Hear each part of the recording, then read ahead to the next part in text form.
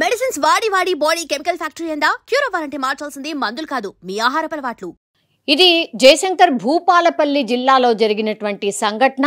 అది కూడా ప్రతి పేరెంట్ కూడా వాళ్ళ పిల్లలకు చెప్పాల్సినటువంటి ఒక యాక్ట్కి సంబంధించి పదే పదే చర్చ జరుగుతోంది. అదేంటంటే పోక్సో చట్టం. ఈ చట్టం గురించి మీరు తెలుసుకోండి, అట్లాగే మీ పిల్లలకు కూడా తెలియజేయాల్సిన అవసరం ఆవశ్యకత కనిపిస్తోంది. ఎందుకంటే ఇగో బిట్స్ హై స్కూల్లోనట ఒక పీఈటీ అంటే రోజు ఫిజికల్గా ఈ ఎక్సర్సైజెస్ కానీ స్పోర్ట్స్ కానీ గేమ్స్ కానీ వీటి గురించి పిల్లలకు నేర్పించేటటువంటి ఈ టీచర్ ఎవరైతే ఉన్నారో ఆ టీచరే 7, 8, 9, 10 అంటే టీనేజ్ అనుకోండి, లేదంటే హై స్కూల్ పిల్లలు ఎవరైతే ఉన్నారో వాళ్ళని లైంగికంగా వేధిస్తున్నాడు, వాళ్ళని అసభ్యంగా తాకుతున్నాడు అని ఇప్పుడు ఏకంగా బజరంగ్ దళ్, ఏబీవీపీ అట్లాగే ఈ బిట్స్ హై స్కూల్, ఇది భూపాలపల్లిలో ఉంది. ఈ బిట్స్ హై స్కూల్కి సంబంధించిన విద్యార్థులు మరి స్కూల్ యాజమాన్యానికే ఫిర్యాదు చేసినా స్పందించకపోతే ఎవరైనా ఏం చేస్తారు? ఇక డైరెక్ట్ పేరెంట్స్ ఈ బజరంగ్ దళ్ అట్లాగే ఏబీవీపీ కార్యకర్తలకు చెప్పిండ్రు. తర్వాత డైరెక్ట్గా స్కూల్లోకి ఎంటర్ అయిపోయినరు. ఈ టీచర్ ఎవడైతే ఉన్నాడో, ఈ పీటీ ఎవరైతే ఉన్నారో మోహన్ అట పేరు, చూడతందుకు కూడా నాకు తెలిసి అయితే 24-25 సంవత్సరాలు మాత్రమే ఉంటాయి అనుకుంటా. ఇక దొరికిన తర్వాత ఎట్లుంటుంది పేరెంట్స్ అట్లాగే బజరంగ్ దళ్ కార్యకర్తలు అనుకోండి, ఏబీవీపీకి సంబంధించిన కార్యకర్తలు అనుకోండి, వాళ్లకు దొరికిన తర్వాత ఇంకేముంటుంది, మంచిగా మెత్తగా తోమిండ్రు. తోమాల్సిందే ఇట్లాంటి వాళ్ళని. కానీ ఈ స్కూల్ యాజమాన్యం ఏం చేస్తుంది? నిద్రపోతుందా?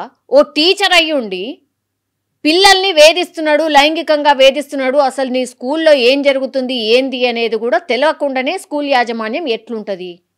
ఓ కంప్లైంట్ బాక్స్ కానీ, అసలు పిల్లలకు గుడ్ టచ్ బ్యాడ్ టచ్ అనేది చిన్న పిల్లలకే నేర్పిస్తున్నారు. అంటే మీ స్కూల్లో అట్లాంటివి ఏం లేవా? అవగాహన కార్యక్రమాలు అసలు నిల్లా? ఓన్లీ పైసలు మాత్రమే, ఫీజులు కరెక్ట్ టైంకి కడుతున్నారా లేదా గదొక్కటేనా? పిల్లలు మరి సేఫ్గా ఉన్నారా లేదా? అసలు టీచర్లు ఏం చేస్తున్నారు? టీచర్లు మంచిగానే ఉన్నారా?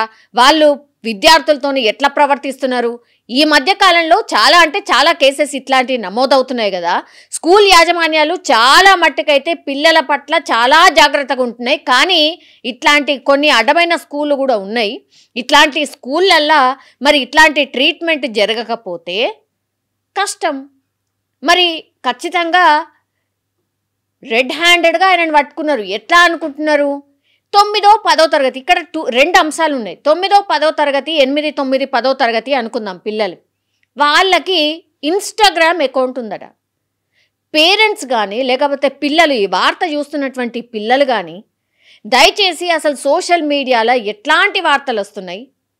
8, 9, 10 మీరు ఆటలు ఆడుకోవాలి. ఇగో ఇట్లాంటి అవగాహన అంటే ఈ గుడ్ టచ్ అయింది, బ్యాడ్ టచ్ అయింది, ఎవరితోని ఎట్లుండాలి, అట్లాగే సమాజంలో ఏం జరుగుతుంది ఏంది అని అక్కడి వరకే తెలుసుకోండి. మీకెందుకమ్మా ఈ ఇన్స్టాగ్రామ్లు ఎందుకు, ఫేస్బుక్లు ఎందుకు? అసలు మీకేం తెలుసని? ఎంతమంది మోసపోతున్నారు? ఏది అసలు మంచిగా ఆలోచించే ఏజ్ వచ్చిన తర్వాతనే, అంటే 20+ తర్వాత ఏజెస్ వాళ్ళకే అర్థమైతలేదు అసలు సోషల్ మీడియాలో ఎంతెంత ఘోరాలు జరుగుతున్నాయి, ఎట్లా మోసపోతున్నారు అనేదే వాళ్ళకే అర్థమైతలేదు. వాళ్ళకి ఎట్లా బయటకు రావాలనో అర్థమైతలేదు. It's a trap completely. ఇప్పుడు పిల్లలు కూడా ఇంటలేరు. ఎందుకంటే తల్లిదండ్రులకు అకౌంట్లు ఉంటున్నాయి, పిల్లలకు కూడా అకౌంట్లు ఉంటున్నాయి. వాళ్ళకి టైం ఉంటలేదు. పిల్లలు ఓన్లీ చదువుతున్నారా లేదా గక్కడికే చూస్తున్నారు. కానీ మిగతా టైంలో మొబైల్లో ఏం చేస్తుండ్రు ఏంది అనేది చాలామంది పేరెంట్స్కి తెలియదు. ఇంకోటి ఏంటంటే ఈ సోషలైజ్ అవుడు చాలా ముఖ్యం. అబ్బా మీ పిల్లకి ఇన్స్టాగ్రామ్ ఉన్నదా, యూట్యూబ్ ఉన్నదా, ఆమెకు ఒక ఛానల్ ఉన్నదా, ఇది కూడా ఒక ట్రెండ్ లాగా అనుకుంటున్నారు.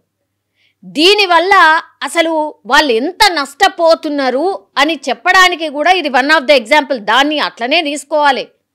ఎంతకని చెప్తారు?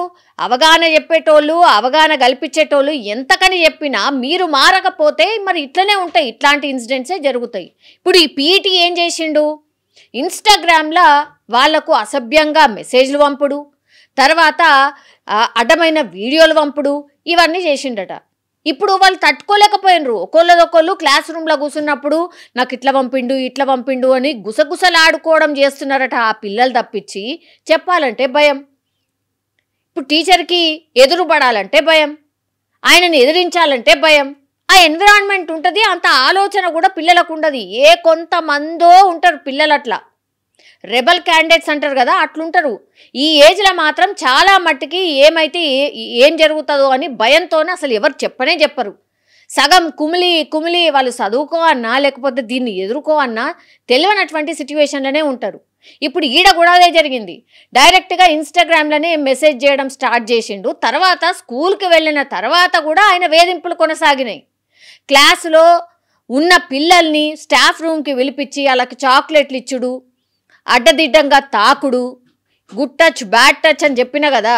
బ్యాడ్ టచ్ ఏంటి అనేది 9, 10, 8వ తరగతి పిల్లలకు తెలియకుండా ఉంటుందా? వాడు చేస్తుంది అదే స్కూల్లో. మరి మీ స్కూల్లో సీసీ కెమెరాలు లేవా?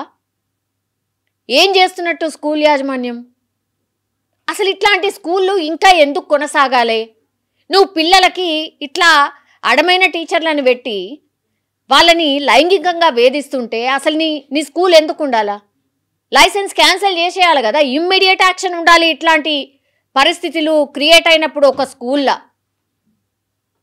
పిల్లలు మర్చిపోగలుగుతారా? వాళ్ళు ఎదుగుతూ ఉంటే ఇది ఇట్లనే ట్రిగ్గర్ అయితేనే ఉంటుంది, నన్ను ఇట్లా వేధించిండు అని. ఎవరినన్నా నమ్మగలుగుతారా? మంచోళ్ళు ఎవరు చెడోళ్ళు ఎవరు? అందరూ చెడోళ్ళు లెక్కనే చూస్తారు. ఎంత ప్రభావం పడుతుంది పిల్లల మీద. సో ఇవన్నీ కూడా ఎఫెక్ట్లు చూపుతాయి పిల్లల మీద. లాస్ట్కి వస్తే ఏమైంది? ఇప్పుడు ఈ వార్తను కూడా చూస్తారు కదా పిల్లలు. కొట్టిండ్రు, పీటీ సార్ని కొట్టిండ్రట అనేది కూడా పెద్ద ఎత్తున చర్చ. ఇప్పుడు మొత్తం లోకం అంతా తెలిసిపోయాయి. బిట్స్ హై స్కూల్ అనట గిట్ల వేధించిండట, 8, 9, 10వ తరగతి పిల్లల్ని ఇట్లా వేధించిండట అని లోకమంతా తెలిసిపోతుంది. సో దయచేసి విద్యాశాఖ అనుకోండి, లేకపోతే ఇగో ఇట్లాంటి స్కూళ్ళు చాలా ఉన్నాయి, అసలు మినిమం కూడా పట్టించుకొని స్కూళ్ళు ఉన్నాయి, అసలు సేఫ్టీ లేని స్కూల్స్ ఉన్నాయి.